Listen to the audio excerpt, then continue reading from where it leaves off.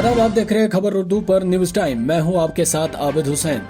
जम्मू कश्मीर के मुख्तलिफ मकामात पर आज 9 मुंतखब DDC मेंबरान की हलफबरदारी तकरीब मुनक्किद हुई। मुंतखब मेंबरान ने हलफबरदारी तकरीब के दौरान कहा कि वो लोगों की बेहतरी के लिए काम करेंगे। डिप्टी कमिश्नरों की निगरानी में DDC मेंबरान ने हल्फ उठाया। मैं Ejaz Hussain member district development councils, जिनको दूसरे स्टेट्स में जिला परिषद या जनपद परिषद कहते हैं, इंडिया के सभी स्टेट्स में डिस्ट्रिक्ट डेवलपमेंट काउंसिल्स वजूद में है और उनके जो मेंबरान हैं वो डायरेक्टली चुने जाते हैं, इनडायरेक्टली नहीं। वो डायरेक्टली चुने जाते हैं पिछले 50-60 सालों से। कोकरनाग के मागाम सोनबरारी इलाके में बिजली का तरसीली निज़ाम काफ़ी खस्ता है। लोगों को काफ़ी मुश्किलात का सामना करना पड़ रहा है। उन्होंने कहा कि इंतजामिया से कई बार मुतालबा के बाद भी इनकी तरफ कोई तवज्जो नहीं दिया जा रहा है।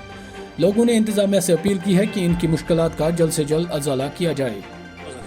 रोजान पहाड़ी माला सोनबरारी BS में सन गुजारिश कि ये तार हुंद हालात तुम वुचान, यह करो तुम वीडियो शूटिंग ति कि यस जन असे पन तार अनित प्लास्टिक तार अनित तो पावर मुहैया करान तुम सोचो पान यम वक्तन और पत पावर यह दजित पत्थर पेवान तो मतलब पावर रोजान बिल्कुल ही। किसान बिल के खिलाफ किसानों का एहतिजाज 33वें रोज भी जारी। किसान शदीद ठंड में डटे हैं। कल मरकजी सरकार और एहतिजाजी किसानों की बातचीत होगी।